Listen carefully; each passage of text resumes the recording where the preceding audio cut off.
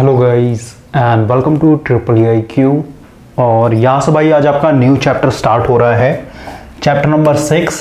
और इसमें हम लोग डिटेल में स्टडी करेंगे कैपेसिटर एंड इट्स कैपेसिटेंस के रिगार्डिंग। और इस पर्टिकुलर चैप्टर में बहुत सारे स्टूडेंट को प्रॉब्लम होता है, तो अभी हम लोग पूरा का पूरा कैपेसिटर पहले कॉन्सेप्ट सीखेंगे, उसके बाद फिर हम लोग एमसीक्यूज के ऊपर आएंगे।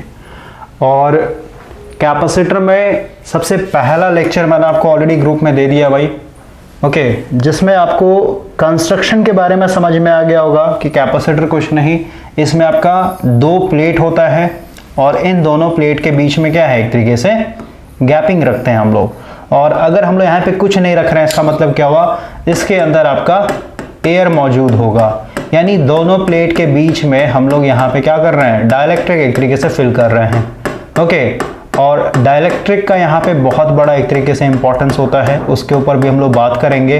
पहले जो मैंने आपको फर्स्ट लेक्चर सजेस्ट किया था ट्रिपल आई क्यू का, उसमें मैंने आपको क्या बताया है वो ओवरऑल रिवीजन करेंगे। उसके बाद हम लोग का आज का जो मेन टॉपिक है ये है कि जो कैपेसिटर होता है ये हमेशा सडन चेंज इन वोल्टेज को अपोज क्यों करता है, यानी वोल्टेज में अगर थोड़ा सा भी बदलाव आ रहा है तो उसको ये एक तरीके से अपोज करेगा। अगर हम लोग यहाँ पे इंडक्टर की बात करें, थोड़ा सा इंडक्टर मैंने आपको ऑलरेडी बता दिया भाई, पूरा का पूरा इलेक्ट्रोमैग्नेटिक इंडक्शन चैप्टर में सेल्फ इंडक्टेंस क्या होता है, म्यूचुअल इंडक्टेंस क्या होता है, सेपरेट वीडियो मैंने आपको दिया था। सबसे पहले समझिए कि इंडक्टर है क्या। हम लोग यहाँ पे देखें, अगर कहीं पे भी कॉइल है और इस कॉइल के अंदर अगर आप मान लेते हैं, पहले डीसी में ही बात कर लेते हैं, ओके, उसके बाद फिर एसी में आएंगे। तो हम लोगों ने भाई डीसी में स्पेशल केस पढ़ा था ट्रांजिएंट। तो ट्रांजिएंट पीरियड में क्या हो रहा था, जब आप स्विच ऑन करेंगे, जैसे ही आपने स्विच क्लोज किया, तो पहले आप समझिए कि स्विच क्लोज करने से पहले, यानी जब ये ओपन था, तो यहाँ पे करंट मेरा क्या था, जीरो। इसका मतलब क्या, यहाँ पे जो फ्लक्स होगा ये भी मेरा जीरो, क्योंकि हम लोग को पता है फ्लक्स डायरेक्टली प्रोपोर्शन क्या है, करंट के ऊपर है। क्लियर हुआ। तो ओवरऑल समझिए कि जैसे ही आपने यहाँ पे स्विच क्लोज किया, t इक्वल टू मान लेते हैं t1 सेकंड पे, तो ओवरऑल यहाँ पे क्या होगा, कुछ ना कुछ करंट पहले से बढ़ा होगा, यानी पहले करंट जीरो था, अब करंट का कुछ ना कुछ फाइनाइट वैल्यू है। तो सीधी सी बात है, आप देख रहे हैं टाइम के रिस्पेक्ट में आपका क्या हो रहा है, करंट चेंज हो रहा है। करंट चेंज हुआ तो सीधी सी बात है, क्योंकि इसके अंदर करंट आ चुका है तो फ्लक्स आएगा, यानी पहले फ्लक्स मेरा जीरो वेवर था, लेकिन अब करंट आया तो करंट के आने के चलते यहाँ पे फ्लक्स भी मेरा कुछ ना कुछ बढ़ गया होगा जीरो से, समझ में। यानी यहाँ पे आप कह सकते हैं टाइम के रिस्पेक्ट में आपका यहाँ पे d∅dt नेचर का फ्लक्स इस कॉइल के रिस्पेक्ट में बन रहा है। तो ओवरऑल क्या होगा, आपने already Faraday law of electromagnetic induction principal पढ़ा है कि कहीं पे भी फ्लक्स चेंज हो रहा है तो वहां पे आपका ईएमएफ इंड्यूस्ड होगा। ये हम लोग को एक्सपेरिमेंट करके पता चला है। तो ओवरऑल यहाँ पे एक ईएमएफ इंड्यूस्ड होगा, और ये ईएमएफ कितना इंड्यूस्ड होगा, ये फैराडे लॉ ने बताया है कि जितना ज्यादा आपके फ्लक्स में चेंज होगा with respect to time, EMF उतना ही ज्यादा एक तरीके से यहाँ पे इंड्यूस्ड होगा, है ना। तो ये जो ईएमएफ इंड्यूस्ड हो रहा है, और इस ईएमएफ के चलते आप देख रहे हैं पूरा पूरा सर्किट क्लोज है। और लेंज लॉ भी हम लोगों ने पढ़ा हुआ है ना, कि जो भी यहाँ पे ईएमएफ इंड्यूस्ड होगा वो उसको अपोज करेगा, उस पैरामीटर को अपोज करेगा जिसके चलते ये ईएमएफ इंड्यूस्ड हो रहा है। तो आप देख रहे हैं कि इसी करंट के चलते, इसके अंदर जो करंट फ्लो हो रहा है, इसी करंट के चलते फ्लक्स बन रहा है, और यही फ्लक्स के चलते ईएमएफ इंड्यूस्ड हो रहा है ना। तो ओवरऑल ये जो ईएमएफ बना है यहाँ पे, इसके चलते करंट फ्लो होगा, और वो करंट क्या करेगा, इस करंट को एक तरीके से अपोज करेगा, समझ में आया। क्योंकि भाई इसी करंट के चलते क्या हो रहा है, ये फ्लक्स बन रहा है, तो इस फ्लक्स को अगर कम करना है तो इस ईएमएफ के चलते जो करंट फ्लो होगा, जिसको हम लोग इंड्यूस्ड करंट बोलेंगे, वो करंट क्या करेगा, इसको एक तरीके से कम करेगा, डिक्रीज करने की कोशिश करेगा।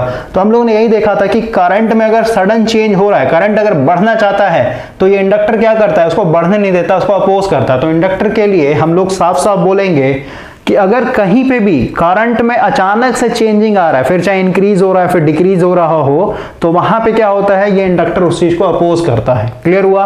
इस पे हम लोग ज्यादा डिटेल में बात नहीं करेंगे भाई, बस आपको समझना है कि इंडक्टर जो होता है हमेशा करंट को अपोज करता है। और वही जब हम लोग कैपेसिटेंस की बात करेंगे, यानी कैपेसिटर की बात करेंगे, तो ओवरऑल यहाँ पे ये सडन चेंज इन वोल्टेज को अपोज करता है। तो सबसे पहले तो यही हम लोग को समझना है कि सडन चेंज इन वोल्टेज को कैसे अपोज करता है। क्लियर हुआ। तो जो मैंने आपको फर्स्ट लेक्चर दिया है ग्रुप के अंदर, उस ग्रुप में हम लोगों ने देखा था कि ये दो प्लेट है तो दोनों का अपना क्या होगा, एरिया होगा। और इस प्लेट को जूम करके देखेंगे तो इसके अंदर बिलियंस ट्रिलियंस एटम होंगे, यानी प्लेट जो है अपने आप में एटम से मिलकर के बना हुआ है। और मैंने आपको ऑलरेडी बताया कि जितने भी एटम्स होते हैं वो ज्यादातर न्यूट्रल होते हैं। तो मान लेते हैं इस प्लेट के अंदर जितने भी एटम होंगे वो अपने आप में न्यूट्रल होंगे। तो हर एक एटम अगर न्यूट्रल है इसका मतलब क्या हुआ, ये प्लेट भी अपने आप में न्यूट्रल होगा। इसका मतलब क्या हुआ कि इसके अंदर अगर 1 लाख पॉजिटिव चार्ज है, इसका मतलब क्या हुआ, इसके अंदर 1 लाख नेगेटिव चार्ज भी होंगे। यानी 1 लाख प्रोटॉन है तो सीधी सी बात है 1 लाख इलेक्ट्रॉन भी होगा। क्लियर हुआ। तो अभी ये दोनों प्लेट अपने आप में क्या है, न्यूट्रल है। इसका नेमिंग कर लेते हैं, ये मान लेते हैं प्लेट ए है, ये हमारा प्लेट बी है। अब अगर हम लोग इसको इस तरीके से बैटरी से जोड़ेंगे, अभी हम लोग डीसी पे ही काम कर रहे हैं भाई, ठीक है, एसी पे आएंगे। पहले डीसी के केस में समझिए, जैसे आपने बैटरी से जोड़ा, हम लोगों ने ऑलरेडी इलेक्ट्रोस्टैटिक पढ़ा हो भाई, ठीक है। तो इलेक्ट्रोस्टैटिक में आपको ये पता होना चाहिए कि ये बैटरी कुछ नहीं, ये बैटरी पॉजिटिव टर्मिनल तरह काम करता है। पॉजिटिव टर्मिनल कहने का मतलब क्या, ये अपने आप में एक चार्ज की तरह एक्ट करेगा भाई। यहाँ पे क्लियर हुआ, ये टर्मिनल अपने आप चार्ज की तरह एक्ट कर रहा है। चार्ज का मतलब ये इलेक्ट्रिक फील्ड बनाएगा, समझ में। और ओवरऑल क्योंकि ये पॉजिटिव चार्ज है तो सीधी सी बात है इसके अंदर जो नेगेटिव चार्ज होंगे, है ना, जो इलेक्ट्रॉन्स होंगे, ये इलेक्ट्रॉन्स को अपने तरफ अट्रैक्ट करेगा। हम लोगों ने इलेक्ट्रोस्टैटिक में ऑलरेडी देखा है कि अगर यहाँ पे कोई पॉजिटिव चार्ज रखा हुआ इस तरीके का Q कूलम का, तो ओवरऑल अगर यहाँ पे कोई चार्ज पड़ा हुआ, मान लेते हैं नेगेटिव चार्ज है या फिर कहिए कोई पॉजिटिव चार्ज है, तो इसको भाई कोई वायर नहीं चाहिए, इनके बीच में कोई भी वायर का कनेक्शन नहीं चाहिए। इनके बीच में भले ही गैपिंग रहे, ठीक है, कोई कनेक्शन ना रहे, फिर भी क्या करेगा, ये नेगेटिव चार्ज को अपने तरफ खींच लेगा और इस पॉजिटिव चार्ज को ये धकेल देगा, यानी रिपेल कर देगा। समझ में आया। तो ओवरऑल समझिए कि यहाँ पे इसके अंदर जो इलेक्ट्रॉन्स बैठे हुए हैं वो इलेक्ट्रॉन्स कहाँ आएंगे, इस पॉजिटिव टर्मिनल के पास, क्योंकि ये पॉजिटिव टर्मिनल जो बैटरी का ही इटसेल्फ क्या कर रहा है, एक तरीके से पॉजिटिव चार्ज की तरह बिहेव कर रहा है। तो यहाँ से इलेक्ट्रॉन एक तरीके से मान लेते हैं, अभी हम लोग 1 इलेक्ट्रॉन को दिखा रहे हैं कि 1 इलेक्ट्रॉन यहाँ से उठ करके यहाँ पहुंच गया। और बैटरी के अंदर क्या होता है, इलेक्ट्रॉन जो होता है हमेशा पॉजिटिव टू नेगेटिव तरफ जाता है, यानी यहाँ से इलेक्ट्रॉन चलते हुए फिर कहाँ जा जाएगा, यानी यहाँ पे। यानी इस बैटरी ने क्या कर दिया, इस इलेक्ट्रॉन से मतलब इस प्लेट से इलेक्ट्रॉन खींच करके इसको जबरदस्ती दे दिया। तो ओवरऑल देखिए हम लोगों ने ऑलरेडी आयंस के बारे में पढ़ा है कि अगर कोई एटम है तो इस एटम के अंदर हम लोग पता, अगर इसके अंदर भाई जितने प्रोटॉन होंगे उतने ही क्या होंगे, डिफरेंट ऑर्बिट में इलेक्ट्रॉन्स होंगे, है ना। जैसे अगर सोडियम की बात करें तो अगर इसके अंदर सोडियम का मतलब क्या है, 11 एटॉमिक नंबर क्या बताता है, प्रोटॉन की संख्या को बताता है। यानी 11 अगर इसमें पॉजिटिव चार्ज, इसका मतलब क्या हुआ, 11 इसमें नेगेटिव चार्ज होंगे। तो ये जो इलेक्ट्रॉन है इसमें 2, इसमें आपके 8 हो जाएंगे, इसमें 1 हो जाएगा। क्लियर हुआ। तो ओवरऑल समझिए कि अगर यहाँ से एक इलेक्ट्रॉन आपने खींच लिया तो क्या हो जाएगा इसमें भाई, इसमें क्या हो जाएगा, पॉजिटिव चार्ज तो फिक्स रहेंगे, पॉजिटिव चार्ज को आप मूव नहीं करवा सकते हैं। लेकिन यहाँ पे जो इलेक्ट्रॉन होगा, इलेक्ट्रॉन का एक कमी आ जाएगा। यहाँ पे सिर्फ और सिर्फ 10 ही इलेक्ट्रॉन होंगे, है ना। तो 10 इलेक्ट्रॉन और ये इसमें का 10 प्रोटॉन, ये दोनों एक दूसरे को कैंसिल आउट कर देगा। लेकिन फिर भी क्या, यहाँ पे एक एक्स्ट्रा प्रोटॉन बच गया जिसको कैंसिल आउट करने के लिए कुछ बचा ही नहीं। यानी इस एटम के ऊपर क्या हो जाएगा, ओवरऑल एक पॉजिटिव चार्ज आ जाएगा। क्लियर हुआ। तो यही चीज आपके प्लेट में भी हो रहा है। पहले ये प्लेट क्या था, ओवरऑल एक तरीके से न्यूट्रल था, लेकिन इसने जैसे ही एक इलेक्ट्रॉन को एक तरीके से लूज किया, क्यों लूज कर रहा है, क्योंकि बैटरी इसको खींच रहा है भाई, बैटरी यहाँ पे एक तरीके से वर्क डन कर रहा है। क्लियर हुआ। तो ये वर्क डन इक्वल टू क्या होता है, फोर्स इनटू डिस्प्लेसमेंट। तो यहाँ पे आप देख रहे हैं कि इस इलेक्ट्रॉन के अंदर फोर्स लग रहा है, खींच रहा है, खींचने के चलते यहाँ पे डिस्प्लेसमेंट और यहाँ से पकड़ के इसको एक तरीके से यहाँ पे फेंक दे रहा है। तो ओवरऑल देख रहे हैं ये बैटरी यहाँ पे वर्क डन की तरह काम कर रहा है। तो ओवरऑल समझिए कि यहाँ से जैसे ही एक इलेक्ट्रॉन निकलेगा तो इसके ऊपर एक प्लस चार्ज आ जाएगा। क्लियर हुआ। एक प्लस चार्ज मैंने दिखा दिया। अब सीधी सी बात है भाई, आप देख रहे हैं कि ये इस प्लेट से इस प्लेट तक एक तरीके से ट्रैवल कर रहा है। तो एक चीज समझिए कि अगर आप कभी भी एक पोजीशन से दूसरे पोजीशन पे जा रहे हैं, भले ही इनके बीच में छोटा सा ही डिस्टेंस क्यों ना हो, हम लोग को ऑलरेडी पता है कि स्पीड इक्वल टू होता है डिस्टेंस अपॉन टाइम। समझ में आया। तो अगर हम लोग यहाँ पे इस रिलेशन से समझने की कोशिश करें कि अगर आपको एक पोजीशन से दूसरी जगह ट्रैवल करना है, फिर चाहे डिस्टेंस कितना भी छोटा क्यों ना हो, जैसे अगर मैं यहाँ पे खड़ा हूं, अगर मुझे एक स्टेप का भी डिस्टेंस क्यों ना कवर करना हो, मुझे कुछ ना कुछ समय लगेगा, भले ही वो 0.001 सेकेंड ही क्यों ना लगे, कुछ ना कुछ समय लगेगा। इसका मतलब क्या हुआ, एक पोजीशन से दूसरे पोजीशन जाने के लिए हम लोग यहाँ पे कुछ ना कुछ टाइम लगेगा ही लगेगा, टाइम स्पेंड होगा ही होगा। तो यहाँ पे आप देख रहे हैं भाई कि एक चार्ज को एक तरीके से ट्रैवल करने के लिए प्लेट से बी प्लेट तक कुछ ना कुछ समय भी लग रहा होगा। क्लियर हुआ। अब देखिए हम लोग फर्दर देखते हैं कि अब मान लेते पहले तो एक इलेक्ट्रॉन निकाला मैंने, फिर मान लेते 2 इलेक्ट्रॉन निकला, ठीक है। तो इसके ऊपर प्लस एक चार्ज और आ गया होगा, फिर मान लेते तीसरा इलेक्ट्रॉन निकला तो इसके ऊपर एक और प्लस चार्ज आ गया होगा। और हम लोग को ये भी पता है भाई, ये भी पता है कि अगर चार्ज एक तरीके से फ्लो हो रहा है इस तरीके से, यानी इलेक्ट्रॉन मूव कर रहे हैं और हम लोग को पता है flow of charge is called current, तो ओवरऑल आप कह सकते हैं कि जैसे ही मैंने बैटरी कनेक्ट किया, बैटरी से स्विच इसका क्लोज किया, तो ओवरऑल उस समय जो कैपेसिटर होता है डीसी के लिए भी हम लोग बात कर रहे हैं, डीसी में क्या होता है, शॉर्ट सर्किट तरह बिहेव करता है। क्यों भाई?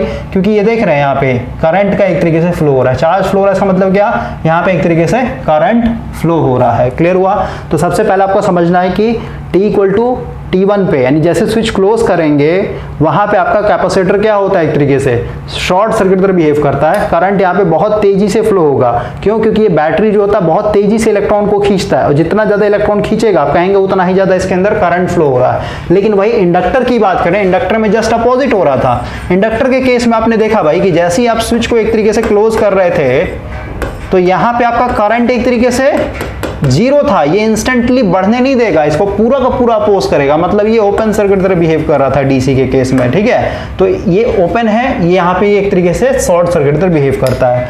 अब देखिए यहाँ पे समझिए, अगर हम लोग और भी इसमें से इलेक्ट्रॉन निकालते चले गए, यानी बैटरी अपना खींचते जाएगा, और एक ऐसा टाइम आएगा भाई, एक ऐसा भी टाइम आएगा कि इस बैटरी के पास, यानी यहाँ पे, और ये इलेक्ट्रॉन इतना क्यों खींच पा रहा है, इतना इलेक्ट्रॉन क्यों खींच पा रहा है, क्योंकि यहाँ पे पोटेंशियल डिफरेंस है। इस बैटरी का कुछ वोल्टेज होगा, 10 वोल्ट, 15 वोल्ट, 20 वोल्ट, और जैसे जैसे इलेक्ट्रॉन खींचेगा वैसे वैसे इस पर भी देख रहे हैं चार्ज बिल्डअप होते चला जा रहा है। समझ में आया भाई? वोल्टेज इक्वल टू क्या होता है, V इक्वल टू क्या होता है, W/Q। समझ में आया? तो ओवरऑल देखिए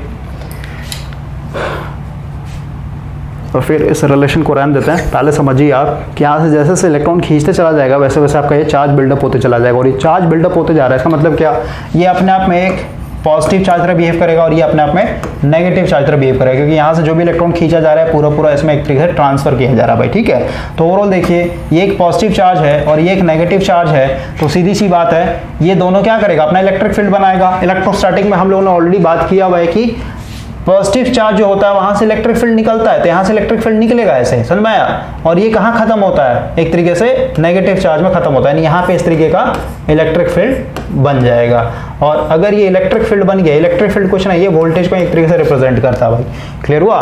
वोल्टेज इधर कैसे काम करता है इलेक्ट्रिक फील्ड, आप समझिए। अगर मैं यहाँ पे मान लेते हैं एक ऑक्सीजन के एटम को रखता हूँ, ठीक है, ऑक्सीजन मतलब O2, ये हमेशा दो के साथ रहता है, दो पेयर में रहता है भाई। तो अगर मैं O2 को यहाँ पे रखूंगा तो ऑक्सीजन की बात कर रहा है, सिंगल ऑक्सीजन की बात करते हैं। ऑक्सीजन मतलब hydrogen, helium, lithium, Bairam, boron, carbon, oxygen, यानी 8 होता है इसका एटॉमिक नंबर। तो इसको अगर मैं यहाँ पे दिखाऊं, ये मान लेते हैं 8 इसमें प्रोटॉन हो जाएंगे और इसमें आपका 1 इलेक्ट्रॉन, 2 इलेक्ट्रॉन और इसमें आपके 6 इलेक्ट्रॉन हो जाएंगे। ठीक है, 3 4 5 6 इस तरीके का मैंने आपको दिखाया। तो आप समझिए कि ये जो है इस तरीके से इलेक्ट्रिक फील्ड में रखा हुआ है। यहाँ पे लिख देता हूँ, ये प्लेट A है मेरा, ये प्लेट B है, ये पॉजिटिव चार्ज है और ये मेरा नेगेटिव चार्ज है, तो इलेक्ट्रिक फील्ड ऐसे निकला हुआ है। तो ओवरऑल समझिए कि इलेक्ट्रिक फील्ड के चलते कैसे हम लोग का ये बैटरी तरह बिहेव, ये इटसेल्फ वोल्टेज की तरह काम करेगा। कैसे करता है, तो आप देख रहे हैं इलेक्ट्रिक फील्ड बना हुआ है। तो ये जो इलेक्ट्रॉन बैठे हुए हैं यहाँ पे भाई, इस इलेक्ट्रॉन के ऊपर, ये क्योंकि पॉजिटिव प्लेट है तो ये इलेक्ट्रॉन नेगेटिव चार्ज है, तो ओवरऑल क्या करेगा, इस ऊपर एक फोर्स लगाएगा। समझ में आया? ये इसको खींचेगा अपने तरफ, इस इलेक्ट्रॉन को ये प्लेट एक तरीके से क्या करेगा, इस तरीके से खींचेगा, बाहर खींचेगा। और अगर ये इलेक्ट्रिक फील्ड यानी इनके पास चार्ज एक तरीके से अच्छा खासा रहा तो ओवरऑल क्या कर लेगा, इसको इजीली उखाड़ लेगा। कैसे? जैसे यहाँ पे देखिए नेगेटिव चार्ज है और उसका न्यूक्लियस जो है, एटम का जो न्यूक्लियस है भाई, ये भी पॉजिटिव चार्ज है, तो ओवरऑल ये एक तरीके से फोर्स लगा रहा होगा इसकी तरफ, है ना। और ये मेरा इधर भी पॉजिटिव चार्ज है, नेगेटिव, तो ये भी फोर्स लगा रहा होगा। लेकिन मान लेते हैं प्लेट के पास बहुत ज्यादा चार्ज है, मतलब ये ज्यादा स्ट्रॉन्गर है एज कम्पेयर टू न्यूक्लियस, तो ओवरऑल क्या हो जाएगा, इधर वाला फोर्स मेरा बढ़ जाएगा, तो ऑटोमेटिक क्या हो जाएगा, इलेक्ट्रॉन बाहर खिंच जाएगा। तो आप देख रहे हैं कि वोल्टेज भी, सॉरी बैटरी भी तो यही काम करता है, बैटरी भी तो यही कर रहा है भाई। बैटरी इक्वल टू क्या होता है, V इक्वल टू क्या होता है, W/Q, मतलब एक यूनिट चार्ज को खींचने के लिए इन्फिनिटी से किसी भी एक पर्टिकुलर पॉइंट पे जो भी हम लोग को वर्क डन करना पड़े उसको हम लोग वोल्टेज बोलते हैं। वही चीज, तो यही चीज आपका इलेक्ट्रिक फील्ड भी कर रहा है यहाँ पे, समझ में। तो ओवरऑल क्या होगा, यहाँ पे जो हम लोगों ने प्लेट दिखाया है और इसके ऊपर जैसे जैसे चार्ज बढ़ते जाएगा, इसका मतलब क्या होगा, वैसे वैसे इसका इलेक्ट्रिक फील्ड बढ़ते जाएगा, और इलेक्ट्रिक फील्ड जैसे जैसे बढ़ते चला जाएगा, इसका मतलब क्या हुआ, आप कहेंगे कि यहाँ का जो पोटेंशियल है, मीन्स इसके अक्रॉस जो वोल्टेज है वो एक तरीके से बढ़ते चला जा रहा है। और ये वोल्टेज कब तक बढ़ेगा, जितना वोल्टेज आपका ये बैटरी का हो जाए उतना वोल्टेज इसके क्रॉस भी अगर हो जाएगा, यानी ये भी अगर 10 वोल्ट के बराबर हो जाएगा, तो ओवरऑल क्या हो जाएगा, यहाँ पे इलेक्ट्रॉन फिर फ्लो होना बंद हो जाएगा। मतलब हम लोग कहेंगे कि ये कैपेसिटर एक तरीके से फुल्ली चार्ज हो चुका है। इतने में आपको दिक्कत नहीं होना चाहिए। ओके, अब देखिए भाई, हम लोग यहाँ पे बात करते हैं कि ये सडन चेंज को क्यों अपोज करता है। देखिए, सबसे पहले फर्स्ट केस में हम लोगों ने देखा है कि यहाँ पे मैंने 10 वोल्ट का बैटरी लगाया। अब हम लोग का मेन कॉन्सेप्ट स्टार्ट हो रहा है भाई, ठीक है। ये मेरा प्लेट था और उसके बाद इसी सेशन में हम लोग डाइलेक्ट्रिक के ऊपर भी बात करेंगे कि यहाँ पे डाइलेक्ट्रिक इतना इंपॉर्टेंस क्यों रखता है। तो ओवरऑल देखिए, ये मेरा पॉजिटिव चार्ज, नेगेटिव चार्ज, ठीक है, यानी पॉजिटिव चार्ज बिहेव कर रहा है, नेगेटिव चार्ज की तरह बिहेव कर रहा है। तो ओवरऑल हमारा 10 वोल्ट, तो ओवरऑल क्या होगा, जब ये फुल चार्ज हो जाएगा तो ओवरऑल ये पॉजिटिव प्लेट बन जाएगा इधर पूरा पूरा, और ये नेगेटिव प्लेट, और ओवरऑल आप कहेंगे इस तरीके से इलेक्ट्रिक फील्ड बना हुआ रहेगा। और आप ओवरऑल कहेंगे कि जो वोल्टेज यहाँ पे है 10 वोल्ट का, वही पोटेंशियल यहाँ पे, क्योंकि पोटेंशियल डिफरेंस सेम हो गया तभी तो आपका यहाँ से कोई भी इलेक्ट्रॉन मूव नहीं करेगा, समझे। तो अब देखिए, अभी मैं यहाँ पे लिखूंगा फर्स्ट स्टेप में मैंने क्या किया, इसको फुल्ली चार्ज किया, ठीक है। ये मेरा एक तरीके से फुल चार्ज हो चुका है। ओके, फुल चार्ज कब बोलेंगे, जब मेरा सप्लाई वोल्टेज कितने के बराबर, कैपेसिटर के अक्रॉस जो वोल्टेज उसके बराबर हो जाए, उसको हम लोग फुल्ली चार्ज बोलेंगे। अब देखिए भाई, यहाँ पे अभी वोल्टेज 10 वोल्ट बना हुआ है, क्लियर हुआ। अब मैं सबसे पहले क्या कर रहा हूँ, इस बैटरी को रिमूव कर रहा हूँ। तो बैटरी को मैं जैसे ही रिमूव करूंगा, अभी भी ये कैपेसिटर क्या होगा, फुल्ली चार्ज ही रहेगा, 10 वोल्ट का 10 वोल्ट ही रहेगा। क्यों रहेगा भाई, क्योंकि इसको अगर 0 वोल्ट पे लाना है, इसका मतलब क्या हुआ कि ये जो प्लेट, ये पॉजिटिव चार्ज तरह बिहेव कर रहा है और ये नेगेटिव चार्ज तरह बिहेव कर रहा है, इसको क्या होना पड़ेगा, न्यूट्रल होना पड़ेगा। मतलब क्या कि अगर मान लेते हैं मैंने इस प्लेट से जब मैंने चार्जिंग किया ना, जब मैं चार्ज कर रहा था इसको, उस समय मान लेते हैं मैंने इस प्लेट से, यानी इसको ए मान लेते हैं, इसको बी मान लेते हैं, तो ए प्लेट से मान लेते हैं मैंने 100 इलेक्ट्रॉन निकाल करके किसको दे दिया, बी प्लेट को दे दिया, ठीक है भाई। तो ओवरऑल जब हम लोग का 100 इलेक्ट्रॉन ए प्लेट से बी प्लेट पे पहुंच गया, किसके द्वारा, बैटरी के द्वारा, तो यहाँ पे हम लोगों ने बोला कि मेरा ये फुल्ली चार्ज हो चुका है। फुल्ली चार्ज कहना मतलब क्या, जो मेरा सप्लाई वोल्टेज था, ये मेरा कैपेसिटर के अक्रॉस जो वोल्टेज उसके बराबर हो चुका है, ठीक है। अब देखिए, मैं यहाँ से इस बैटरी को डिस्कनेक्ट कर रहा हूँ। बैटरी को डिस्कनेक्ट करने का मतलब क्या है कि अभी भी ये फुल्ली चार्ज ही रहेगा, क्योंकि यहाँ पे जो मैंने जबरदस्ती इलेक्ट्रॉन भेजे हैं 100 इलेक्ट्रॉन, ठीक है, तो ये भाई कैसे मूव कर पाएगा, वापस से इस ए प्लेट के पास नहीं पहुंच पाएगा, वायर एक तरीके से डिस्कनेक्टेड है, समझ में आया। लेकिन अब आप समझिए, यहाँ पे समझिए कि अगर मैं एक बल्ब लगा दूं यहाँ पे, तो जैसे ही हम लोग बल्ब लगाएंगे तो सर्किट एक तरीके से कंप्लीट हो गया। तो जो मैंने 100 इलेक्ट्रॉन जबरदस्ती एक तरीके से बैटरी के द्वारा वर्क डन करवा के यहाँ पे पहुंचाया था, वो धीरे धीरे इलेक्ट्रॉन क्या हो गए, एक तरीके से वापस से इस बल्ब से होते हुए इस ए प्लेट तक पहुंचने की कोशिश करेगा, समझ में आया। क्योंकि हर एक चीज क्या करना चाहता है, अपने पुराने स्टेट में आना चाहता है भाई, ठीक है, ये नेचर का नियम होता है। तो ओवरऑल क्या होगा, बल्ब आपका एक तरीके से ग्लो करेगा, ठीक है। इतना आपको समझ में आ रहा हो, इतना आपको पता भी होगा।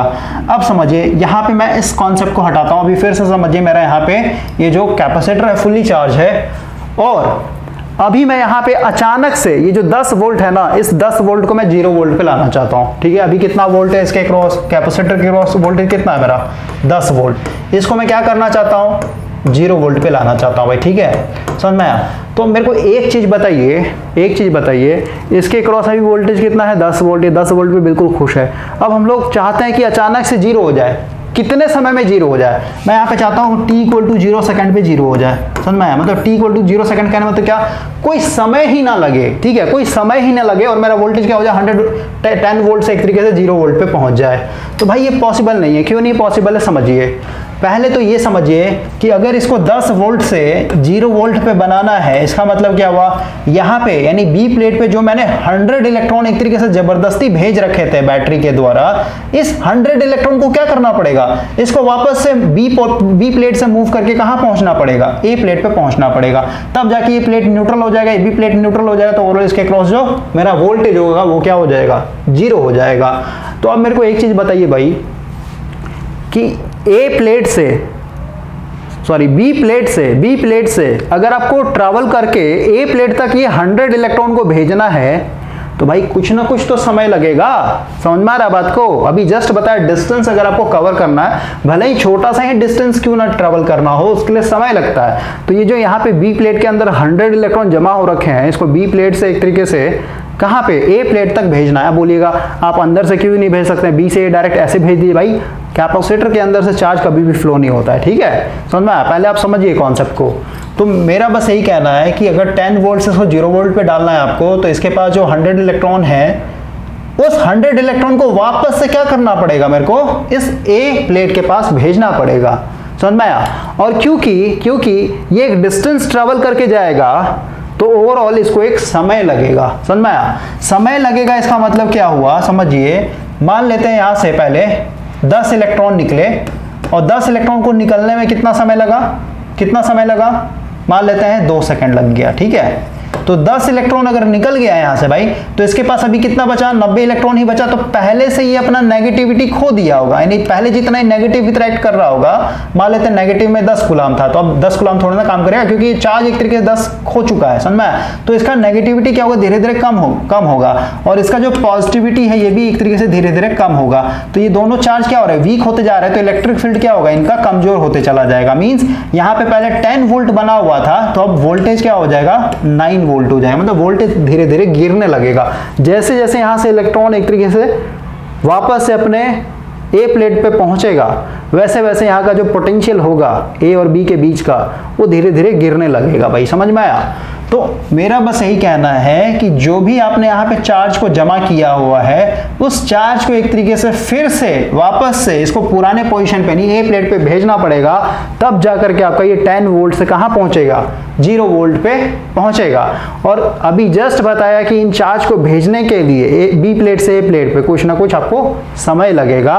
इसका मतलब क्या हुआ कि यहाँ पे वोल्टेज को 10 वोल्ट से 0 वोल्ट पे लाने के लिए कुछ ना कुछ समय लगेगा। मतलब क्या हुआ कि ये अचानक से 10 वोल्ट से 0 वोल्ट पे नहीं आने वाला है कभी भी। समझ में आया? ये 10 वोल्ट से 0 वोल्ट पे आने के लिए समय लगेगा, कुछ ना कुछ टाइम लेगा। पहले 10 से 9 पहुंचेगा, फिर 9 से 8 पहुंचेगा, फिर 7 पहुंचेगा, फिर 6 पहुंचेगा। समझ में आया? तो यही चीज यहाँ पे बोलता है भाई कैपेसिटर कि सडन चेंज जो होगा ना कभी भी वोल्टेज में, अगर आप सडन चेंज चाहते हैं, ये कभी भी होने नहीं देगा भाई। ठीक है, समझ में आया? सडन चेंज कभी भी होने नहीं देगा।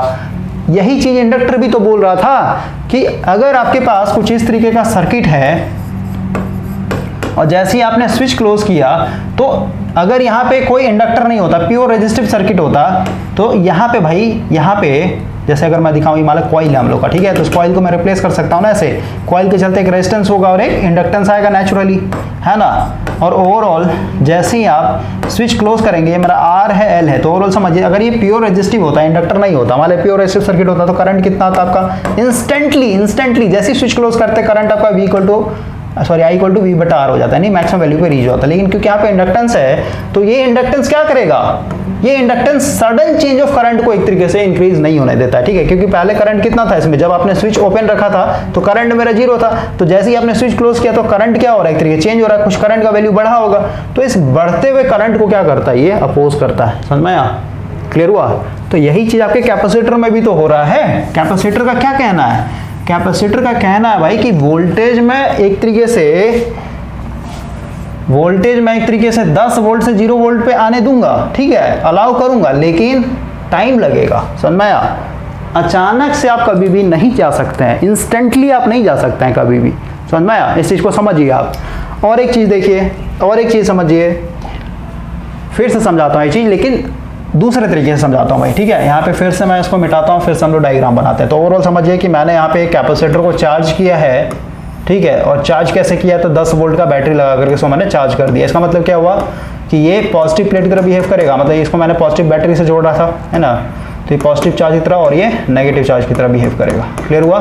तो ओवरऑल देखिए यहाँ पे कुछ इस तरीके का इलेक्ट्रिक फील्ड बना हुआ, और मान लेते हैं अगेन यहाँ से मैंने ए प्लेट से, ये मेरा प्लेट ए है और ये मेरा प्लेट बी है, तो ए से मान लेते हैं 100 इलेक्ट्रॉन बैटरी की द्वारा खींच करके बी को मैंने दिया हुआ था। ओके, तो ओवरऑल समझिए, दूसरे लैंग्वेज से समझिए, अभी इसके क्रॉस जो वोल्टेज है ये है मेरा 10 वोल्ट, तो अभी मैं 10 वोल्ट से डायरेक्ट कहाँ पे जाना चाहता हूँ, 0 वोल्ट पे जाना चाहता हूँ। ठीक है, तो इसका मतलब क्या हुआ, अगर आप 10 वोल्ट से 0 वोल्ट पे जाना था, कैसे, इंस्टेंटली मतलब क्या, तुरंत आंख बंद करते हैं, ठीक है, इंस्टेंटली मेरे को चाहिए, ठीक है, इंस्टेंट चाहिए। तो अब समझिए, एक इक्वेशन में लिखता हूँ, ऐसे हम लोग इस पे बात करेंगे, लेकिन ऑलरेडी आपको ऐसा पता होगा, ही पास आउट हो चुके हैं आप तो, ठीक है। I इक्वल टू जो होता है, ये होता है C dV/dt, ठीक है। तो समझिए, यहाँ पे समझिए, मैंने आपको बताया, अभी मैनुअली समझाया कि अगर ये 10 वोल्ट पे भी कैपेसिटर बना हुआ है चार्ज होकर के, तो इसको अगर 0 पे चाहिए, इसका मतलब क्या, यहाँ पे जो 100 इलेक्ट्रॉन जमा है बी प्लेट में, इसको फिर से क्या करना पड़ेगा, इसको वापस से ए को देना पड़ेगा। समझ में आया?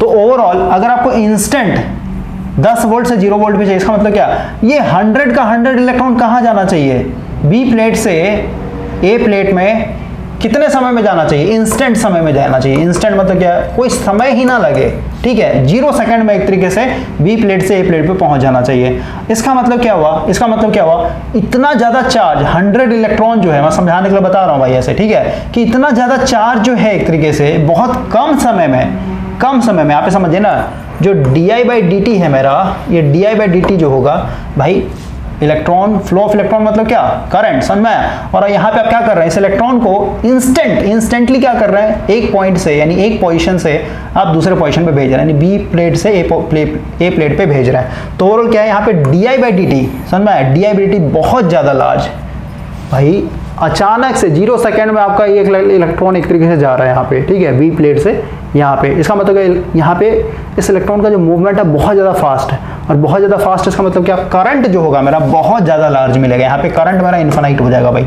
समझ में आया? क्योंकि देखिए I = क्या होता है, Q/T। समझ में आया? तो यहाँ पे आप देखिए ना, टाइम आप बोल रहे हैं कि जो भी मेरा 100 इलेक्ट्रॉन यानी जो भी मेरा चार्ज है, ये कितने समय में यहाँ से यहाँ पहुँच जाए, 0 सेकेंड में। हाँ, तो ओवरऑल आप देखिए किसी भी चीज़ को अगर आप 0 से डिवाइड करेंगे तो इसका वैल्यू क्या आएगा, इन्फिनिटी आएगा, ठीक है, कैलसी है नहीं, लेकिन आप देख लीजिए इसको, फिर भी जैसे मान लेते हैं आप 10/0 कर रहे हैं, तो ओवरऑल क्या आएगा आपका, इन्फिनिटी आएगा। समझ में आया? तो टाइम को अगर आपने इंस्टेंट कर दिया कि बिल्कुल कम समय में, मतलब समझिए 0 सेकंड में एक तरीके क्या कर रहे हैं, इस पोजीशन से इस पोजीशन पे आप इलेक्ट्रॉन को भेज रहे हैं, तो ओवरऑल क्या हो जाएगा, करंट मेरा इन्फिनाइट हो जाएगा। समझ में आया? और ये चीज़ प्रैक्टिकल लाइफ में पॉसिबल नहीं होता है, कभी भी पॉसिबल नहीं होगा, क्योंकि भाई ये 100 इलेक्ट्रॉन को भेजेंगे यहाँ पे इंस्टेंटली, तभी तो आपका ये प्लेट न्यूट्रल हो जाएगा, ये भी प्लेट न्यूट्रल हो जाएगा, तो 10 वोल्ट से सीधे कहाँ पोटेंशियल आ जाएगा, इसका 0 वोल्ट पे आ जाएगा। क्लियर हुआ? तो ये पॉसिबल नहीं है भाई, प्रैक्टिकल लाइफ में इस इलेक्ट्रॉन को बी प्लेट से ए प्लेट तक पहुंचने में समय लगेगा, और समय लगेगा इसका मतलब क्या, अभी जस्ट बताया कि मान लेते पहले 10 इलेक्ट्रॉन गया, फिर 30 इलेक्ट्रॉन गया, फिर 50वां इलेक्ट्रॉन गया, फिर 60 इलेक्ट्रॉन, तो टाइम बीतते जा रहा है। जैसे जैसे टाइम बीतेगा वैसे वैसे क्या हो रहा है, इसके क्रॉस जो पोटेंशियल है, पहले 10 वोल्ट था तो 10 वोल्ट से ये 9 वोल्ट पे आया, फिर आपका 8 वोल्ट पे आया, फिर आपका 7 वोल्ट पे आया। समझ रहे बात को? तो ये सडन चेंज, मतलब सडन चेंज जो चाहते हैं आप कि 10 वोल्ट से मेरा 0 वोल्ट पे आ जाए, ये ऐसे होने नहीं देता है, होने नहीं देता है। तो यही तो बोल रहा है कि सडन चेंज को अपोज करता है, अचानक से ये होने नहीं देगा। समझ में आया? ठीक है, धीरे धीरे होगा, धीरे धीरे होगा, 9 वोल्ट 8 वोल्ट 60 वोल्ट, ठीक है, 6 वोल्ट 5 वोल्ट, तब जाके फिर आपका ये 0 पे आएगा। आई होप कि ये चीज़ क्लियर हुआ होगा आपको, नहीं तो फिर ये इक्वेशन से समझिए भाई, ओके, कि चार्ज मेरे को एक तरीके से 0 सेकंड में चाहिए, मतलब बहुत फास्ट एक तरीके से भेजना है, तो वहाँ पे करंट मेरा इन्फिनाइट हो जाएगा, और ये लाइफ में पॉसिबल नहीं होता। और इन्फिनाइट करंट मतलब समझ रहे हैं, ये ओवरऑल आपके ये जो वायर दिया ना आपने, इसी को जला देगा, एक तरीके से बर्न आउट कर देगा तुरंत। तो आई होप कि आपको ये चीज़ समझ में आया होगा, और इस इक्वेशन से भी समझिए, यहाँ पे जो मैंने इक्वेशन लिखा था उसको रहने देते हैं, यहाँ पे जो इक्वेशन लिखा भाई I = होता है C/dV/dt, ऐसे भी समझिए आप। तो ओवरऑल अगर आप यहाँ पे कलर थोड़ा चेंज करते हैं, अगर आप यहाँ पे ओवरऑल 10 वोल्ट से 0 वोल्ट पे जाना चाहते हैं, ठीक है, इसका मतलब क्या हुआ, जो वोल्टेज में चेंजिंग आ रहा है with respect to time, 10 volt से 0 वोल्ट पे कितने समय में जाना चाहते हैं भाई आप, T = 0 पे जाना चाहते हैं, मतलब बहुत फास्ट जाना चाहते हैं, ठीक है, ओके। या फिर कहिए 10 वोल्ट से 0 वोल्ट पे जाने के लिए आप मान के चल रहे हैं कि 0 सेकंड आपका समय लग रहा है, मतलब क्या है, dV/dt बहुत ज्यादा फास्ट है, क्योंकि v का कुछ वैल्यू 10 वोल्ट, उसको T = 0 डाले तो ओवरऑल इन्फिनाइट हो जाएगा, और ये इन्फिनाइट हो गया तो ओवरऑल इस कांस्टेंट वैल्यू जो कि C है यहाँ पे कैपेसिटेंस से मल्टीप्लाई करके आपको जो करंट मिलेगा, ये भी क्या हो जाएगा, इन्फिनाइट मिल जाएगा। और इन्फिनाइट अगर करंट इसमें गया तो ये पूरे सर्किट को ही क्या कर देगा, ये जो वायर है आपके यहाँ से, ओके, जिसके थ्रू आप इलेक्ट्रॉन को भेज रहे हैं, ओवरऑल इसमें आग लगा देगा I2R के चलते, और I क्या है मेरा, इन्फिनाइट है, उसका भी स्क्वायर कर रहा है, तो ये पॉसिबल नहीं है भाई। क्लियर हुआ? इसीलिए कैपेसिटर में कहीं पे भी अचानक से वोल्टेज चेंज करना चाहते हैं, फिर चाहे डिक्रीज करना चाहते हैं, अभी मैंने आपको क्या बताया कि 10 वोल्ट पे फुली चार्ज था, तो 10 वोल्ट से हम लोग कहाँ जा रहे थे, 0 वोल्ट, मतलब डिक्रीज कर रहा हूँ मैं यहाँ पे। अब उसी तरीके से समझिए, उसी तरीके मान लेते हैं 10 वोल्ट से मेरे को 15 वोल्ट पे लाना है, हाँ, तो 15 वोल्ट पे लाने के लिए क्या करना पड़ेगा, मान लेते हैं यहाँ पे ये मेरा प्लेट है इस तरीके का, ये अभी 10 वोल्ट पे चार्ज है भाई, ठीक है। अब मेरे को यहाँ पे बैटरी लगा देते हैं, ठीक है। तो अभी 10 वोल्ट पे बना हुआ है। अब मैं चाहता हूँ कि 10 वोल्ट से इंस्टेंटली कहाँ पहुँच जाइए, 15 वोल्ट पे पहुँच जाए। तो पॉसिबल नहीं है भाई। क्यों नहीं पॉसिबल है? क्योंकि 10 वोल्ट से 15 वोल्ट पे जाने का मतलब क्या है कि इस कैपेसिटर को और ज़्यादा चार्ज करना पड़ेगा, समझ में आया। और चार्ज करने का मतलब क्या है कि मेरे को यहाँ पे बैटरी लगाना पड़ेगा। तो ये जो बैटरी है कैसे काम करता है, बैटरी धीरे धीरे इलेक्ट्रॉन को खींचेगा भाई, समझ में आया। 10 इलेक्ट्रॉन खींचा तो इसके चलते मान लेते हैं यहाँ पे 10 वोल्ट से 11 वोल्ट हो गया, ठीक है। फिर कुछ और इलेक्ट्रॉन खींचेगा तो 12 वोल्ट होगा, फिर कुछ और इलेक्ट्रॉन खींचेगा तब जाके 13 वोल्ट होगा, समझ में आया। और जैसे जैसे इलेक्ट्रॉन खींच रहा है वैसे टाइम बीतते चला जा रहा है। तो 10 वोल्ट से 15 वोल्ट पे जाएगा ये वोल्टेज इसके क्रॉस, लेकिन समय लगेगा। इंडक्टर में भी तो यही था, इंडक्टर में भी तो यही तो था भाई कि जैसे ही आपने स्विच क्लोज किया था, जैसे ही आपने स्विच क्लोज किया था, आप यहाँ पे क्या चाह रहे थे कि मेरा मैक्सिमम करंट फ्लो हो जाए। यानी अगर ये प्योर रेजिस्टिव होता तो इसके अंदर करंट कितना होता भाई, ये होता, जैसे स्विच क्लोज करते हैं प्योर रेजिस्टिव होता तो I इक्वल टू होता V/R, ये मेरा मैक्सिमम करंट फ्लो होता। लेकिन क्योंकि यहाँ पे इंडक्टर है तो इंडक्टर क्या करेगा, इस मैक्सिमम करंट को थोड़ा ना तुरंत पहुंचा देगा, तुरंत आपका मैक्सिमम करंट नहीं सर्किट में फ्लो होने लगेगा, धीरे धीरे फ्लो होने देगा, लेकिन कुछ समय लगेगा, ठीक है। कुछ समय, 2 सेकंड के बाद, 3 सेकंड के बाद धीरे धीरे आपका करंट यहाँ पे राइज होकर के I इक्वल टू V/R पहुंचेगा, और उस केस में आपका ये शॉर्ट सर्किट बिहेव करता है, समझ में आया। तो यही चीज यहाँ पे भी है कि वोल्टेज को बनने देगा, 10 वोल्ट से 15 वोल्ट जाने देगा, लेकिन समय लगेगा। क्यों लग रहा है, तो इसके अंदर का मैंने आपको ऑलरेडी वर्किंग बता दिया भाई कि इसमें से इलेक्ट्रॉन क्या होगा, धीरे धीरे ये खींचेगा, फिर इसको देगा तो ये और ज्यादा स्ट्रॉन्ग चार्ज बन जाएगा, और ये वाला और नेगेटिव चार्ज बन जाएगा, फिर और खींचेगा तो और चार्ज, मतलब यहाँ पे चार्ज बढ़ते चला जाएगा, और चार्ज बढ़ते चला गया इसका मतलब क्या, इसका इलेक्ट्रिक फील्ड बढ़ते चला जाएगा, इलेक्ट्रिक फील्ड बढ़ते जा रहा है, इसका मतलब क्या कि इसका पोटेंशियल बढ़ते चला जा रहा है भाई, ठीक है। और पोटेंशियल बढ़ रहा है तो वही चीज बताया कि 10 वोल्ट से 11 वोल्ट पहुंच जाएगा, 12 वोल्ट जाएगा, 13 वोल्ट जाएगा, इस तरीके से 15 वोल्ट पे फिर पहुंचेगा। तो आई होप कि आपको ये चीज समझ में आया होगा भाई कि कैपेसिटर क्यों सडन चेंज ऑफ वोल्टेज को अपोज करता है। ओके, नेक्स्ट सेशन में हम लोग बात करेंगे कॉन्सेप्ट ऑफ डाइलेक्ट्रिक का, ठीक है। डाइलेक्ट्रिक कितना क्यों इंपॉर्टेंट होता है इसके ऊपर बात करेंगे। और यहाँ पे भाई ऑलरेडी बताया मैंने कि बहुत सारे बच्चों को इस टॉपिक में यानी कैपेसिटेंस में दिक्कत होता है, तो इसमें हम लोग पूरा का पूरा पहले कॉन्सेप्ट कवर करेंगे, उसके बाद फिर एमसीक्यूज पे आएंगे। तो बिल्कुल पेशेंस के साथ आप लेक्चर देखिए, और आपका जो एमसीक्यूज होगा ये एमसीक्यूज करीब 20 लेक्चर देने के बाद है, फिर 20 या 15 जो भी जितने टोटल कॉन्सेप्ट होंगे उनको देने के बाद ही स्टार्ट किया जाएगा। ओके, तो पेशेंस के साथ चलिए आप। यहाँ से भाई हम अपने लास्ट वाले सेशन को कंटिन्यू कर रहे हैं। लास्ट वाले सेशन में हम लोगों ने एक काफ़ी इम्पॉर्टेंट क्वेश्चन को डील किया था कि कैपेसिटर हमेशा सडन चेंज ऑफ वोल्टेज को ही अपोज क्यों करता है। ओके, आज हम लोग एक और क्वेश्चन के ऊपर बात करेंगे। यहाँ पे है concept of dielectric in a capacitor. Dielectric का कितना ज़्यादा इंपॉर्टेंस होता है आपके कैपेसिटर के अंदर, ये चीज़ आपको आज क्लियर हो जाएगा, या फिर कहिए डाइलेक्ट्रिक क्या वहाँ पे एक तरीके से काम करता है। तो सबसे पहले अगर हम लोग यहाँ पे लेक्चर नंबर 1 की बात करें, जो मैंने आपको ग्रुप में लिंक दिया था भाई, उसमें मैंने आपको बताया था कि कैपेसिटर कुछ नहीं, 2 प्लेट है इस तरीके का, है ना, और ये दोनों प्लेट के बीच में क्या होता है, सेपरेशन होता है, गैपिंग रखते हैं भाई। तो अभी मान लेते हैं दोनों प्लेट को मैंने ऐसे ही रखा हुआ, इसका मतलब क्या, इनके बीच में क्या होगा, एयर मौजूद होगा, समझ में आया। और ये एयर एक तरीके से यहाँ पे क्या कर रहा है, ये एक डाइलेक्ट्रिक की तरह एक्ट कर रहा है, समझ में आया। अब जरूरी नहीं है कि हमेशा एयर ही हो।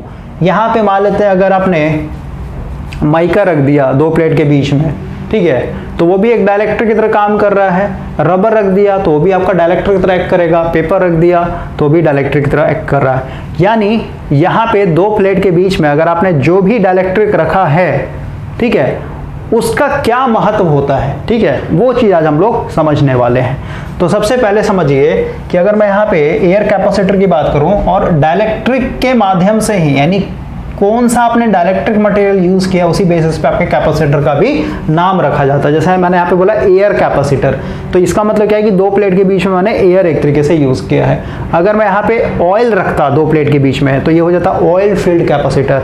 अगर मैं पेपर रखता तो पेपर फील्ड कैपेसिटर। अगर मैं माइका रखता तो माइका कैपेसिटर, ठीक है। तो नेमिंग आपके डाइलेक्ट्रिक के बेसिस पे यहाँ पे किया जाता है। तो अभी समझिए कि ये 2 प्लेट है, ये मेरा प्लेट ए और ये मेरा प्लेट बी।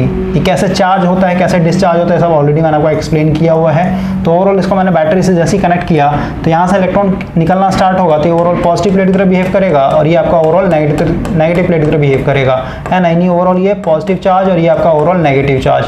ओके, और हम लोग को पता है कि पॉजिटिव चार्ज से इलेक्ट्रिक फील्ड निकल के नेगेटिव चार्ज में आपका इस तरीके का आपका सिस्टम बना हुआ है।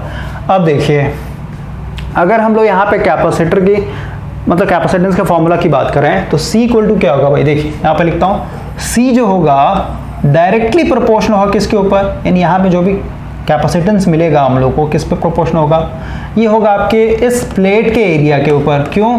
क्योंकि अगर आपने एरिया बढ़ा दिया, यहाँ पे ऑलरेडी मैंने लेक्चर नंबर 1 मेंशन किया हुआ है, इसमें ऑलरेडी बता रखा है, ठीक है। अगर आपने प्लेट का एरिया बढ़ा दिया, इसका मतलब क्या, इसके अंदर मान लेते हैं फर्स्ट केस में पहले आपका प्लेट इतना छोटा था, ठीक है, तो इसमें भाई मान लेते हैं 10 लाख एटम है। ओके, अब जैसे ही एरिया बढ़ा दिया इसमें क्या हो गया, मान लेते हैं 50 लाख एटम हो गया। तो जितना ज़्यादा एटम होगा ओवरऑल उतना ही ज़्यादा इसमें क्या हो जाएगा, पॉजिटिव चार्ज और नेगेटिव चार्ज आ जाएंगे, है ना। और ये आपस में भी क्या होगा, न्यूट्रल होगा, समझ में आया। तो एरिया बढ़ाने से क्या होता है, एटम्स बढ़ जाता है, एटम बढ़ने से क्या होता है, पॉजिटिव और नेगेटिव बढ़ जाता है। तो ओवरऑल जितना ज़्यादा चार्ज बढ़ गया उतना ही चार्ज, जितना ज़्यादा चार्ज आप खींचेंगे उतना ही ज़्यादा क्या हो जाएगा, इसका जो पोटेंशियल उसको आप एक तरीके से बढ़ा सकते हैं। क्लियर हुआ? तो जो कैपेसिटेंस होगा ये प्रोपोर्शनल होगा किसके ऊपर, एरिया के ऊपर। उसके बाद इन्वर्सली प्रोपोर्शनल होता है किसके ऊपर, ये सेपरेशन डिस्टेंस उसके ऊपर। क्योंकि भाई जितना ज़्यादा आप डिस्टेंस बढ़ाएंगे दो प्लेट के बीच में, ये कितना भी आप इसको चार्ज कर लीजिए, फिर कितना भी इसको स्ट्रॉन्ग चार्ज बना लीजिए, समझ में आया, इसको कितना भी आप प्लस प्लस प्लस प्लस कर लीजिए, कितना भी यहाँ से इलेक्ट्रॉन खींच लीजिए और इसको कितना भी आप नेगेटिव चार्ज बना लीजिए, तो ये जो इलेक्ट्रिक फील्ड बनेगा यहाँ से, क्योंकि डिस्टेंस ज़्यादा हो गया तो ओवरऑल क्या हो जाएगा, यहाँ पे इलेक्ट्रिक फील्ड वीक हो गया। इलेक्ट्रिक फील्ड वीक मतलब पोटेंशियल वीक हो गया यहाँ पे, समझ में आया। तो C मेरा इन्वर्सली प्रोपोर्शनल होता है डिस्टेंस के ऊपर। इसको डिस्टेंस मतलब D से रिप्रेजेंट करते हैं, किसी किसी बुक में T से भी रिप्रेजेंट किया जाता है। और जब आप इस सिंबल को रिमूव कीजिएगा तो यहाँ पे आप ओवरऑल लिखेंगे जो कैपेसिटेंस है ये प्रोपोर्शनल है एरिया के ऊपर, डायरेक्टली प्रोपोर्शनल एरिया के ऊपर, इन्वर्सली प्रोपोर्शनल डिस्टेंस के ऊपर। और इसको जब हम लोग रिमूव करते हैं तो ओवरऑल यहाँ पे एक कांस्टेंट आता है जिसको हम लोग बोलते हैं E नॉट, जिसको बोलते हैं क्या, एब्सोल्यूट परमिटिविटी। इलेक्ट्रिक फील्ड चल रहा, परमिटिविटी यूज करेंगे, मैग्नेटिक फील्ड में म्यू नॉट यानी परमिबिलिटी यूज होता है, समझ में आया। और ये हो जाएगा एरिया बाय डिस्टेंस। यहाँ पे आपका एक और आएगा एरिया बाय डिस्टेंस, ठीक है, सिर्फ डिस्टेंस। यहाँ पे एक और आएगा भाई ER जहाँ पे क्या होता है, रिलेटिव परमिटिविटी। रिलेटिव परमिटिविटी कहने में तो क्या, जैसे एयर है तो एयर के लिए क्या हो जाएगा आपका रिलेटिव परमिटिविटी 1, ठीक है। तो E नॉट, ER और एरिया ये आपका एक तरीके से फॉर्मूला आ गया। तो ओवरऑल समझिए ये जो ER है, ER क्या होता है, मटेरियल पे डिपेंड करता है भाई। जैसे एयर रखा है मैंने तो अभी एयर के चलते यहाँ पे ER का वैल्यू 1 हो जाएगा। अगर मैं पेपर रखूँ, माइका रखूँ, ऑयल रखूँ, रबर रखूँ, कुछ भी जैसे जैसे चेंज करेंगे वैसे वैसे आपका ये रिलेटिव परमिटिविटी चेंज होगा। और ये चेंज होगा तो ओवरऑल क्या होगा, आपके कैपेसिटेंस के ऊपर भी एक तरीके से असर करेगा, क्योंकि ये डायरेक्टली प्रोपोर्शनल आपके रिलेटिव परमिटिविटी के ऊपर। तो इसका एक्चुअल में यहाँ पे क्या वर्किंग होता है इसको अब हम लोग समझते हैं, ठीक है। इसको हम लोग यहाँ पे समझेंगे भाई। तो देखिए सबसे पहले यहाँ पे मैंने लिखा है कि डाइलेक्ट्रिक, ठीक है। तो सबसे पहले एक लाइन लिखी है यहाँ पे कि जितने भी डाइलेक्ट्रिक होंगे यहाँ पे लिखता हूं ऑल डाइलेक्ट्रिक एक्ट लाइक अ इंसुलेटर, ठीक है। यानी जितने भी डाइलेक्ट्रिक होंगे वो सारे के सारे इंसुलेटर की तरह बिहेव करेंगे, लेकिन एक पर्टिकुलर वोल्टेज तक ही, ठीक है। जैसे एयर की बात करें तो एयर मतलब क्या है, मिक्सचर ऑफ गैसेस में बहुत सारे गैसेस, ऑक्सीजन हो गया, कार्बन डाइऑक्साइड हो गया। तो भाई ये जो ऑक्सीजन है, ऑक्सीजन की बात करें तो ये आपका एक पर्टिकुलर वोल्टेज तक ही क्या करेगा, डाइलेक्ट्रिक की तरह बिहेव करेगा, मींस इंसुलेटर की तरह बिहेव करेगा। अगर आपने उससे ज्यादा वोल्टेज दे दिया तो पंचर हो जाएगा। पंचर होने का मतलब क्या है कि इसके अंदर ऑक्सीजन की बात करते हैं, ऑक्सीजन का एटॉमिक नंबर 8 है, इसका मतलब क्या, इसके न्यूक्लियस के अंदर 8 पॉजिटिव चार्ज होंगे यानी प्रोटॉन होंगे और 8 इलेक्ट्रॉन होंगे, है ना। 8 इलेक्ट्रॉन मतलब 2 इलेक्ट्रॉन फर्स्ट ऑर्बिट में और बाकी के जो 6 इलेक्ट्रॉन होंगे कहाँ होंगे, ये एक तरीके से सेकंड ऑर्बिट में। और सेकंड ऑर्बिट क्या हो जाएगा, वैलेंस बैंड बजा 2 2 4 5 1 6।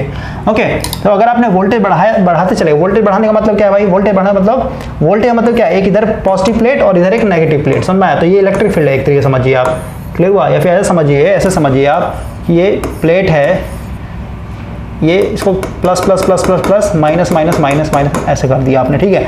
और जैसे से आप इसका पॉजिटिव बढ़ाते जाएंगे, जैसे इसमें पॉजिटिव बढ़ते जाएगा मतलब आप इतना ही ज़्यादा इसको स्ट्रॉन्ग चार्ज बनाते जा रहे हैं, उतना ही ज़्यादा ये भी नेगेटिव चार्ज बढ़ जाएगा, मतलब इलेक्ट्रिक फील्ड उतना ही ज़्यादा स्ट्रॉन्ग होते जा रहा है, क्लियर हुआ। और इसको जब आप यहाँ पे उठा के रखेंगे, क्योंकि भाई एयर कहाँ है, एयर कहाँ डाल रखा है आपने, दो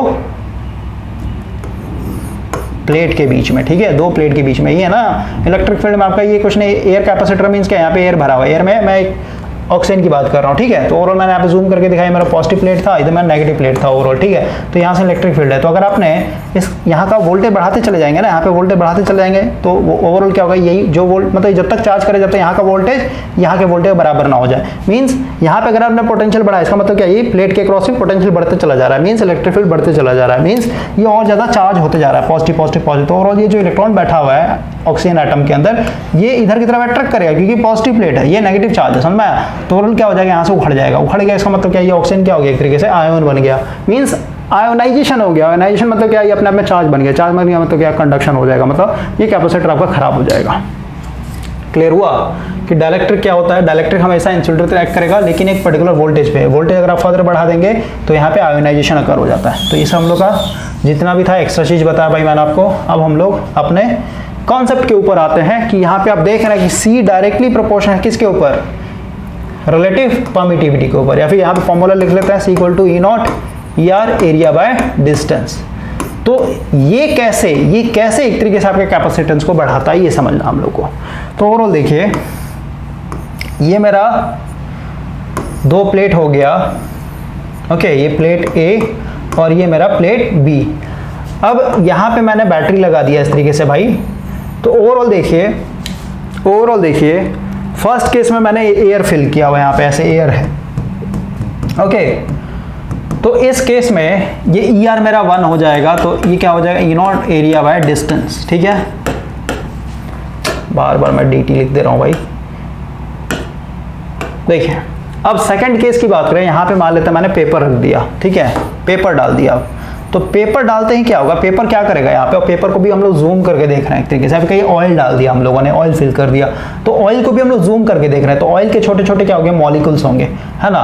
तो ओवरऑल देखिए मैं आपको ऐसे दिखाता हूँ, यहाँ पे कलर से दिखाता हूँ भाई, ब्लैक दिखा देता है, ऐसे है मान लेते हैं। ये डाई इलेक्ट्रिक मतलब समझ रहे हैं, डाई मतलब दो होता है, ठीक है, समझना। या फिर सीधी सी बात है, ऑयल को अगर आप जूम करके देखेंगे तो वो भी क्या एटम से मिलकर बना हुआ है, और उस एटम को भी जूम करके देखें तो क्या दिखेगा आपको, उसके अंदर पॉजिटिव चार्ज है और नेगेटिव चार्ज है। क्लियर हुआ।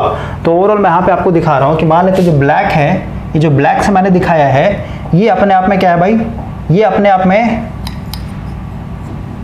पॉजिटिव चार्ज है, ठीक है, या फिर कहिए, और ये नेगेटिव चार्ज है। व्हाइट वाले को मैं नेगेटिव चार्ज बोल रहा हूँ। अभी मान लेते हैं बैटरी मैंने यहाँ से डिस्कनेक्ट किया हुआ है, ओके। यहाँ पे स्विच लगा के दिखा देता हूँ, यहाँ पे मेरा एक स्विच है, ओके, और अभी मैंने स्विच को ओपन किया हुआ है, ठीक है, और इसके बीच में क्या है, ऑयल फिल किया हुआ है। तो इस ऑयल के अंदर भाई जितने भी एटम्स होंगे, ठीक है। देखिए डाइलेक्ट्रिक का एक स्पेशल प्रॉपर्टी होता है, जो बोलते हैं पोलराइजेशन। पोलराइजेशन का मतलब क्या है, जब इसको इलेक्ट्रिक फील्ड में रखेंगे ना, तो इनके अंदर जो पॉजिटिव चार्ज और जो नेगेटिव चार्ज, उनका ओरिएंटेशन में चेंजिंग आता है भाई। क्लियर हुआ। इलेक्ट्रिक फील्ड में जब आप रखेंगे तो इनके एटॉमिक स्ट्रक्चर पे जब जूम करके देखेंगे तो इनका जो ओरिएंटेशन है उसमें चेंजिंग आने को मिलता है, ठीक है। तो ओवरऑल समझिए मैं क्या बोल रहा हूँ कि ऑयल है, फिर से समझिए, ऑयल को जूम करके देखेंगे तो उसमें एटम मिलेगा, और एटम को और जूम करके देखेंगे तो उसमें आपको इलेक्ट्रॉन और प्रोटॉन देखने को मिलेगा, मतलब दो ही चार्ज है, एक पॉजिटिव चार्ज और एक नेगेटिव चार्ज। तो ओवरऑल में इस एटम को, ये जो हम लोग का ओवरऑल जो दिखाया जाता है कॉन्फ़िगरेशन करके, वैसे ना दिखा करके ओवरऑल मैं दिखा रहा हूँ कि इसके अंदर क्या होगा, नेट नेगेटिव चार्ज होगा और एक के चलते नेट पॉजिटिव चार्ज होगा। इस तरीके से मैंने यहाँ पे दिखाया। क्लियर हुआ। मतलब यहाँ पे दोनों को ऐसे दिखा दिया मैंने समझाने के लिए, ठीक है। तो ये व्हाइट वाला क्या है, नेगेटिव चार्ज है, और ब्लैक वाला मेरा पॉजिटिव चार्ज है। तो इस तरीके से अभी स्विच ओपन है, मतलब क्या है, ये पोटेंशियल जीरो पे है आपका, यानी कोई भी इलेक्ट्रिक फील्ड नहीं है। तो इसके अंदर इस तरीके के बहुत सारे ऐसे ही रैंडमली फ्लोट कर रहे होंगे। सुन मैं, इधर नेगेटिव, इधर मेरा पॉजिटिव, है ना, इधर मेरा नेगेटिव, ये मेरा पॉजिटिव, मतलब ऐसे समझिए इधर उधर जहाँ बनता है ऐसे ही बैठा हुआ है, ठीक है। एक दो और बना देता हूँ, ये मेरा पॉजिटिव, वाइट वाले को मेरे को नेगेटिव दिखाना है, ओके। यहाँ पे एक और दिखा देते हैं, ये मेरा पॉजिटिव, यहाँ पे एक नेगेटिव, ठीक है। इस तरीके से मेरा ऐसे ही जहाँ बनता है रैंडमली अलाइन हो रखा है लोग।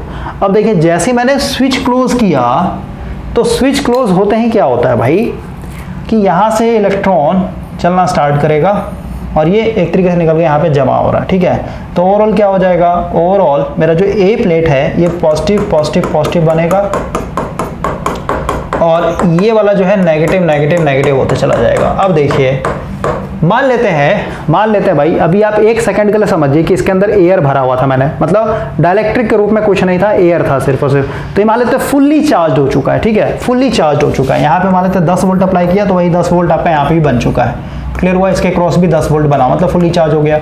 लेकिन अब मैं क्या कर रहा हूँ, सिर्फ और सिर्फ इसमें डाइलेक्ट्रिक को इंट्रोड्यूस कर रहा हूँ। डाइलेक्ट्रिक इंट्रोड्यूस कर दिया मतलब ऑयल भर दिया इसमें भाई।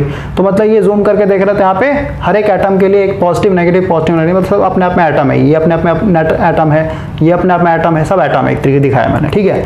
तो ओवरऑल देखिए जैसे ही आप इन डाइलेक्ट्रिक को इलेक्ट्रिक फील्ड में रखेंगे, क्योंकि यहाँ पे ऑलरेडी फुल्ली चार्ज हो चुका है तो इलेक्ट्रिक फील्ड बन रहा है पॉजिटिव टू नेगेटिव। जब आप इलेक्ट्रिक फील्ड में इसको रखते हैं तो इनमें भाई ओरिएंटेशन होता है, इनका जो मॉलिक्यूलर ओरिएंटेशन उसमें चेंजिंग देखने को मिलता है। क्या चेंजिंग देखने को मिलता है, देखिए ये जो नेगेटिव वाला है, ये जो नेगेटिव वाला है चार्ज यहाँ पे, जो नेगेटिव मॉलिक्यूल है ये एक तरीके से घूम जाएगा, ठीक है।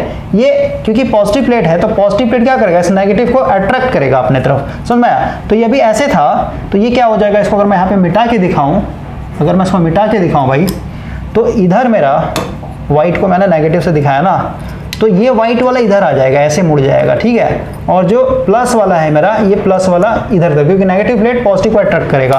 और इस तरीके से जो रैंडमली अलाइन थे, जहां मन तहां अलाइन थे, इधर पॉजिटिव नेगेटिव, इधर नेगेटिव पॉजिटिव, इधर नेगेटिव पॉजिटिव, इधर पॉजिटिव नेगेटिव, ये सब क्या हो जाएगा, ये सब कुछ इस तरीके से अलाइन हो जाएगा। इसको मैं मिटा के दिखाता हूं आपको, देखिए ये इलेक्ट्रिक फील्ड के चलते ये अपना इस तरीके से मूवमेंट करता है, इस तरीके से ओरिएंटेशन कर लेगा कि इधर ओवरऑल एक साइड पूरा का पूरा क्या हो जाएगा, नेगेटिव आ जाएगा और एक साइड पूरा का पूरा पॉजिटिव आ जाएगा, क्लियर हुआ, ऐसे पॉजिटिव आ जाएगा।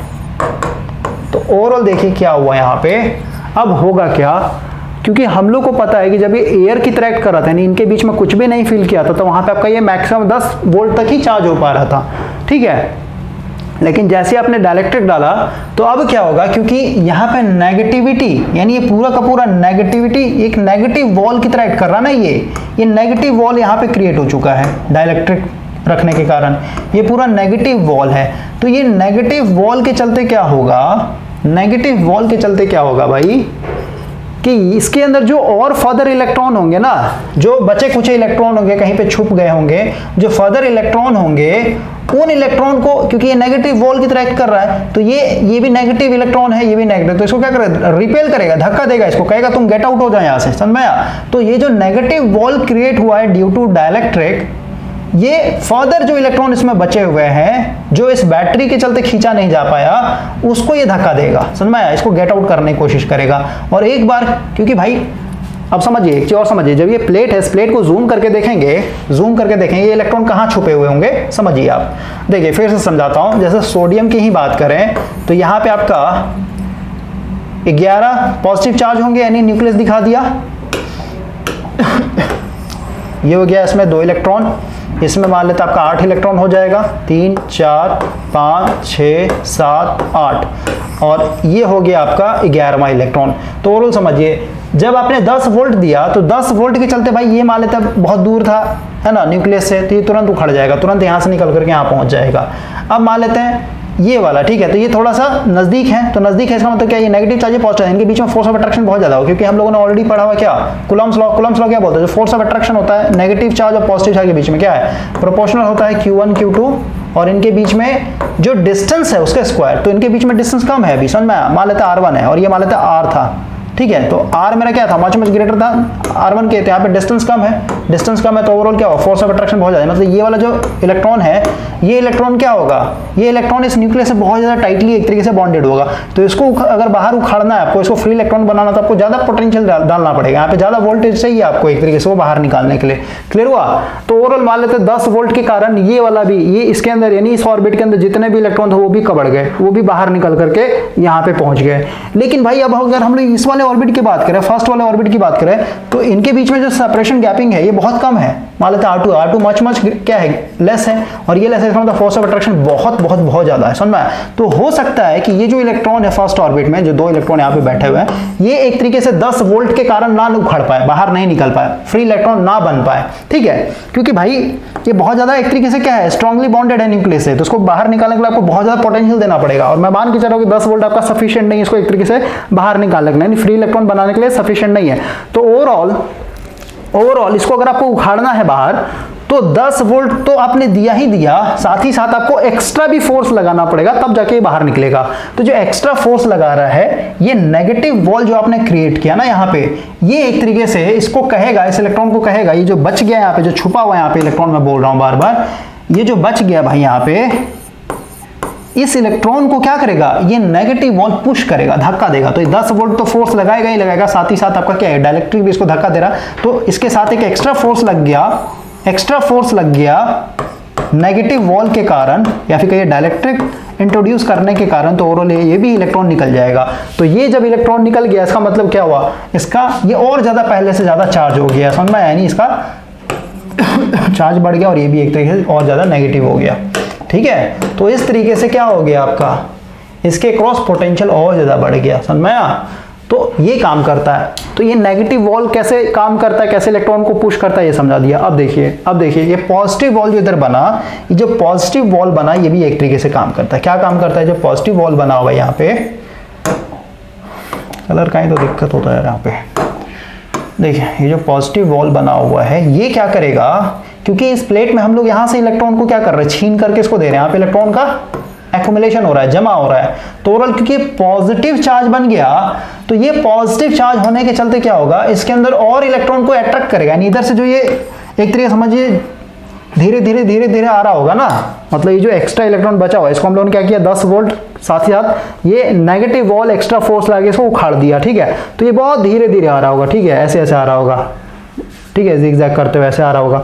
तो यहाँ पे जैसे ही पहुंचेगा, तो क्योंकि भाई यहाँ पे एक पॉजिटिव वॉल क्रिएट हो रखा है, पूरा इधर पॉजिटिव वॉल क्रिएट हो रखा है, तो ये पॉजिटिव वॉल क्या करेगा, इस इलेक्ट्रॉन को अपने तरफ अट्रैक्ट करेगा, मतलब इसको इंस्टेंटली खींच लेगा अंदर में कि तुम आओ जल्दी से, समझ में आया? तो इधर यानी बी प्लेट पे ये पॉजिटिव वॉल क्या कर रहा है, इलेक्ट्रॉन को और ज्यादा जमा होने के लिए मजबूर कर रहा है कि तुम और यहाँ पे आओ, क्योंकि अट्रैक्शन का काम कर रहा है। और ये इधर जो नेगेटिव वॉल है, ये इलेक्ट्रॉन को क्या कर रहा है, और ज्यादा धकेल रहा है, मतलब तुम यहाँ से गेट आउट हो जाओ, मतलब यहाँ से ये एक तरीके से क्या कर रहा है, इसको रिजेक्ट कर रहा है, इधर ये आपका एक्सेप्ट कर रहा है। तो इस तरीके से आपका क्या है, डाइलेक्ट्रिक काम करता है भाई, ओके? और इसीलिए हम लोग बोलते हैं, क्योंकि डाइलेक्ट्रिक डालने से ही क्या हो रहा है, और एक्स्ट्रा इलेक्ट्रॉन आप एक तरीके से एक प्लेट से लेकर के दूसरे प्लेट में ऐड कर पा रहे हैं, जिसके चलते आपका यहाँ पे क्या हो जाएगा, कैपेसिटेंस इंक्रीज हो जाता है। तो आई होप कि ये डाइलेक्ट्रिक का कॉन्सेप्ट क्लियर हो गया होगा। और अब भाई कैपेसिटर के अंदर कुछ बचा नहीं है, ठीक है? अब पूरा का पूरा आपका डेरिवेशन है, डेरिवेशन ऐसे ही आपका सॉल्व हो जाएगा। तो सबसे पहले आपको बताना है कि ये 2 क्वेश्चन आपका क्लियर हुआ या नहीं हुआ। सबसे पहला कि क्यों कैपेसिटर आपका सडन चेंज इन वोल्टेज को अपोज करता है, और डाइलेक्ट्रिक का इतना इंपॉर्टेंस क्यों होता है।